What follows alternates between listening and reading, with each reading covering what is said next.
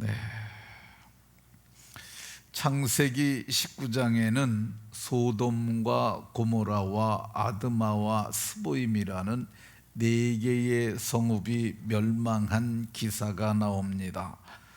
어떻게 멸망하느냐 하면은 24절에 여호와께로부터 유황과 불을 소돔과 고모라에 비같이 내리셔서, 유황과 불을 비같이 내리셔서 그 성들과 온 들과 그리고 성에 거주하는 모든 백성과 땅에서 난 것을 다 엎어 멸하셨다고 이렇게 말을 합니다. 다 엎어 멸하셨다는 말이 어떻게 멸하셨는지는 알 수 없습니다. 분명한 것은 하늘에서 유황과 불이 비같이 내렸고, 유황은 불이 잘 붙는 물질이고, 또 유황이 불붙게 되게 되면은 그 화염이 아주 크고 그리고 강한다는 것은 알 수 있습니다. 그런데 이 멸망된 소돔과 고모라와 아드마와 스보임이라는 네 개의 성읍 중에서 구원받은 사람들이 있습니다. 29절에 보면 대표로 롯이 그 성에서 나왔고, 롯의 두 딸과 롯의 아내, 롯을 포함하면 그 멸망의 도성에서 4명이 구원받았던 것을 볼 수가 있습니다. 그러면 소돔 성이 멸망된 죄가 뭘까? 15절에 보면 이 성의 죄악 중에 함께 멸망할까 하노라, 이렇게 말씀하고 있는데, 이 소돔은 죄 때문에, 죄악 때문에 멸망한 도성인 것으로 보여집니다. 그 죄가 뭐냐?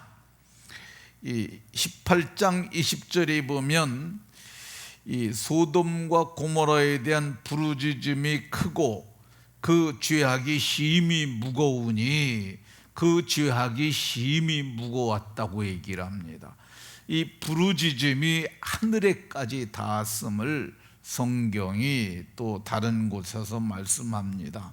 그러면 이들이 죄악이 심히 무겁다고 그랬는데 그 죄악이 어떤 죄악일까?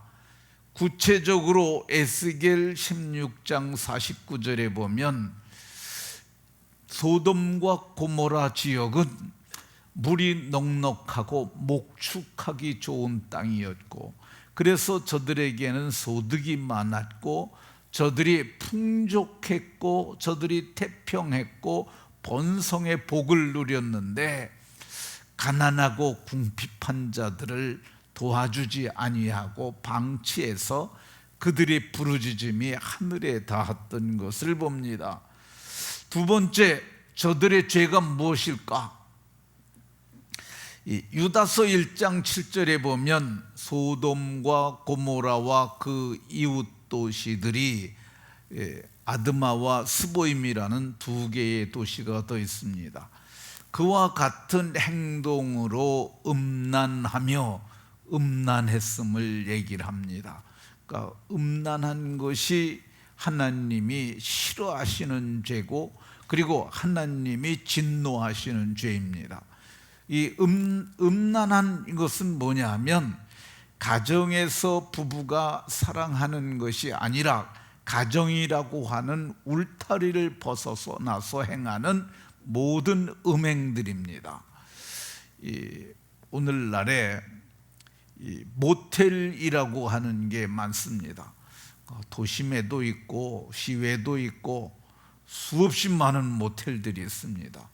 근데 그 모텔의 대부분이 음행하는 장소입니다.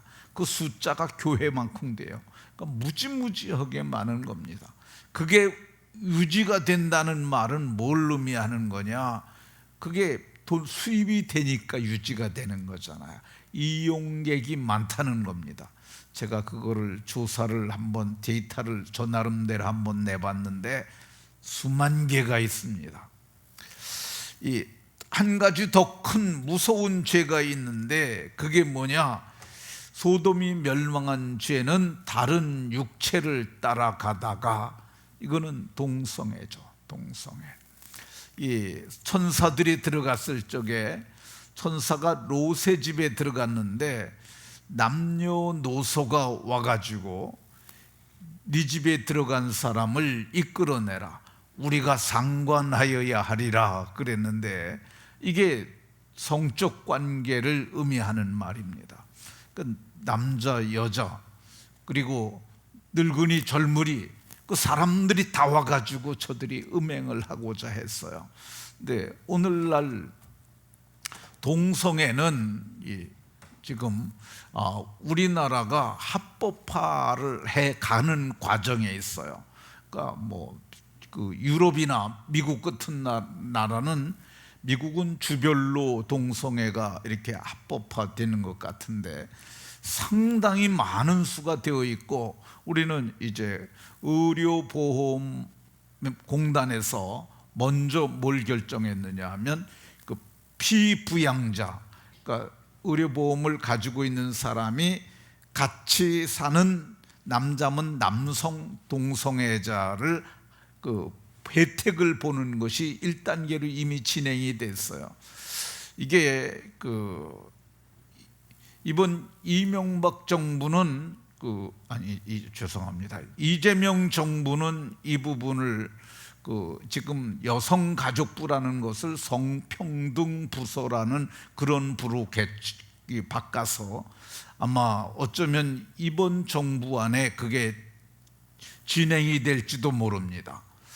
굉장히 이재명 대통령도 이 부분에서 굉장히 동성애를 합법화하는 것에 대해서 긍정적 입장을 가지고 있어요. 전에 인터뷰한 기사가 있는데 그 부분에 대해서 굉장히 너그러운 마음을 가지고 있더라고요. 근데 이게 참 안타깝고 애석한 문제이긴 한데, 이 사람들이, 기독교인들도 이것이 얼마나 중차대한 문제인지 잘 이해를 하지 못합니다. 근데 소돔과 고모라와 아드마와 스보임 네 성읍이 멸망된 것은 동성애 때문입니다. 어떻게 멸망됐느냐? 신명기 29장 23절에는 여호와께서 진노와 격분으로 네 성읍을 멸망시키셨음을 말하고 있습니다. 진노와 격분이라는 말은 여호와 하나님이 진노하셨고 격분은 분을 쏟아내었다는 거야. 하나님께서 그 성을 격분으로 멸하셨음을 얘기를 하고 있습니다. 어떻게 멸하셨느냐? 유황과 불을 비같이 내리사. 이거는 과학적으로 증명이 안 되는 거죠. 근데 유황과 불이 이 하늘에서 내려왔다는 것이 잘 납득이 안 갈 수 있습니다. 그런데 이 하나님이 그렇게 멸하셨다고 합니다. 그리고 그에 대한 증거가 하나 있는데, 그게 소돔성에서 발견된 유황들입니다.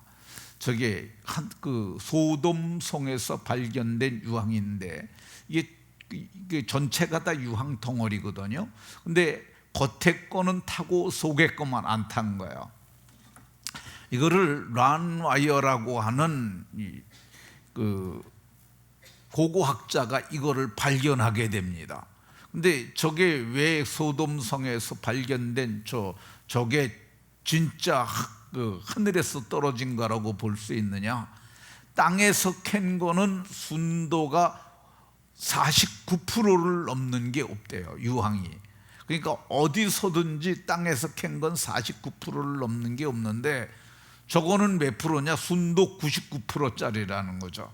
그러니까 땅에서 캔 게 아니고 하늘에서 내려온 것이라는 것을 그것으로 얘기를 하는데, 어쨌든 하늘에서 유황과 불을 비같이 내리셔서 하나님께서 그 도성을 멸하셨다고 이렇게 얘기를 합니다. 성경은 이 소돔과 고모라가 멸망된 것이 영원한 불의 형벌을 받은 거라고 얘기를 합니다. 영원한 불의 형벌이 어디냐면은 그게 지옥이에요. 지옥이 불과 유황으로 타는 못에 참여하는데 그게 영원한 형벌이 그것입니다. 근데 소돔과 고모라가 영원한 불의 형벌을 한 번 받았는데 이걸 뭐라고 그러느냐? 거울이라고 이렇게 얘기를 합니다. 거울의 기능이 뭐예요? 비춰보는 거잖아요. 그 모습을 발견하는 거야. 그러니까 소돔과 고모라의 멸망이라는 거울을 보고 우리가 이 시대를 봐야 하는 겁니다.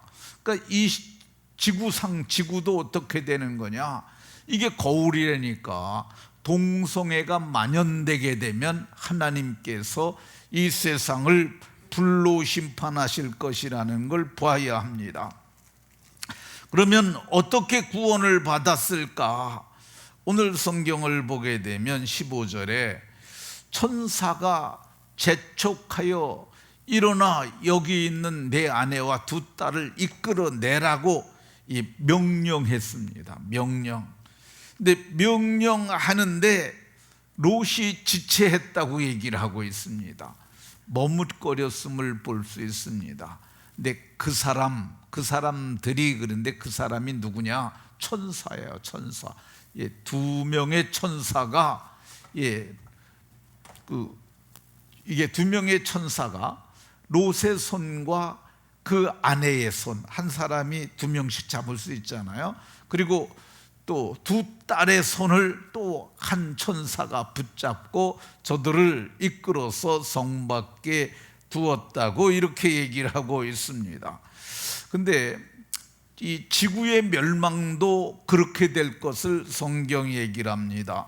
베드로후서 3장 10절에 보면 주의 날이 도적같이 오는데 그날에 하늘이 큰 소리로 떠나가고 물질이 뜨거운 불에 풀어지고. 근데 이게 우리가 이거 가지고 이 본문의 말씀을 통해서 보면은 하늘이 큰 소리로 떠나가는데 다른 곳에서는 종이축 말리는 것처럼 떠나간다고 그래요. 이 종이축이 어떤 것이라고 생각이 드냐면 우리 도배를 하다가 도배를 하면 쭉 피잖아요. 그런데 놓치면 쭉 말리잖아요. 이게 종이축이라고 생각이 들어요. 종이축 말리는 것처럼 큰 소리로 떠나가고 그 땅은 어떻게 되느냐? 물질이 뜨거운 물에 풀어지고, 어떤 분들은 이게 핵폭발이라고 얘기를 하는데, 근데 그거는 모르죠. 물질이 뜨거운 물에 풀어지는데 이거는 어떻게 하나님이 하실 것인지는 알 수 없지만은 분명한 것은 이게 불심판이라는 것만은 분명합니다. 그럼 왜 천사가 이 멸망의 도성에서 손을 잡고 이끌어냈을까? 14절에 보면 믿지들을 않는 거야. 하나님께서 이 도성을 불로 심판하실 것이라는 메시지를 줬음에도 불구하고 이 롯이 그 사위들을 찾아가서 말했더니 그 사위들은 농담으로 여겼더라. 아직 이제 남자를 가까이 하지 않아서 두 사위가 예비후 사위였던 것으로 보여지는데, 근데 그 사위들한테 가서 말하기를 여호와께서 이 성을 멸하실 터이니 너희는 이 성에서 살아남으려면 나가야 된다 그랬는데 뭐라고 그랬어요? 그 사위들은 농담으로 여겼더라. 우리가 가서 이 지구가 불로 심판될 것이라고 얘기를 하면 사람들이 정신 나갔냐고 그러는 사람도 있고, 웃기지 말라고 얘기를 하고, 어떤 사람들은 천국이 10,000원이라 갈 수도 없다고 그러더라, 별의별 소리를 다 합니다. 근데 이거 성경적 가르침이 아니라는 걸 우리가 알아야 합니다. 예수님께서는 이 마지막 심판을 롯의 때와 같으리니, 롯의 때와 같다고 얘기를 했고요. 29절에 롯이 소돔에서 나가던 날에 하늘로부터 이 불과 유황이 비오듯 하여 그들을 멸망시켰음을 말씀하고 있습니다. 그러니까 우리는 이 장차 올 심판이 불과 유황으로 이루어질 것을 말씀하고 있습니다. 우리가 어떻게 해야 되느냐? 그 소돔이 멸망할 때 어떻게 천사가 저들을 이끌어냈느냐? 성경을 보게 되면 저들이 지체함에 그 아내의 손과 두 딸의 손을 잡아 인도하였고, 반면에 롯의 처는 뒤를 돌아보지 말라고 그랬는데 뒤를 돌아봄으로 소금 기둥이 되었다고 그러는데, 그게 이스라엘에 가면은 소돔산 옆에 저 모습이 있는데 저게 롯의 처의 모습이라 이렇게 전해 내려온다고 합니다. 왜 롯이 이 천사가 롯의 손을 붙잡고 이끌어냈냐? 이 의인을 죄인과 함께 멸할 수 없었기 때문입니다. 성경은 베드로후서 2장 7절에 보면 창세기만 보면은 롯이 의로운 사람 같지 않습니다. 롯이 그 도성에서 그들과 함께 살았는데 성경은 이 의로운 롯이라고 베드로 사도를 통해서 말씀하고 있어요. 근데 이 8절에는 이 의인이 그럼 이 사람이 의로운 의인이라는 증거가 뭐냐? 저들의 불법한 행실을 보고 들음으로 의로운 심령이 상함이라 이렇게 말씀합니다. 불법한 행실을 보고 들음으로, 우리도 그렇지 않습니까? 이 동성애 합법화된 그걸 합법화를 막기 위해서 지난해 우리가 11월 달에 가가지고 10월 달에 가가지고 우리가 그거 하면 안 된다고 기도를 하기도 그랬지 않습니까? 그것이 점점 구체화될 때 우리가 어떻게 됩니까? 마음이 상하지 않습니까? 근데 성경을 보면 롯도 그 도성에 같이 살면서 그 의로운 심령이 많이 상하였다고 이렇게 얘기를 합니다. 왜 하나님께서 그 성에서 롯을 건져내셨느냐? 이 아브라함이 기도했기 때문입니다. 아브라함이 하나님께 묻습니다. 하나님, 그 도성에 의인이 있으면 의인과 함께 죄인들을 멸하시기 위하여 의인도 함께 멸하실 수 있습니까? 하고 기도합니다. 그리고 그가 처음에 했던 말이 의인 50명이 있으면 그래도 멸하시겠습니까? 내가 50명이 있어도 멸하지 아니하리라. 그다음에 45명, 40명, 30명, 20명, 10명. 네, 아브라함이 의인 10명이 있어도 멸하시겠습니까? 그랬더니 의인 10명이 있어도 멸하지 아니하리라고 그랬는데, 그 소돔과 고모라에는 의인이 몇 명이 있었다고 보여지느냐? 의인은 한 명밖에 없었던 것 같아요. 의인은, 성경이 말하는 의인은 아브라함의 조카 롯 하나뿐이죠. 그러니까 의인 한 명만 있어도 멸하지 아니하시겠다고 그랬는데, 거기에 죄송합니다. 의인 10명만 있어도 멸하지 아니하시겠다고 그랬는데 의인 10명이 없어서 멸함을 당했던 것을 볼 수가 있습니다.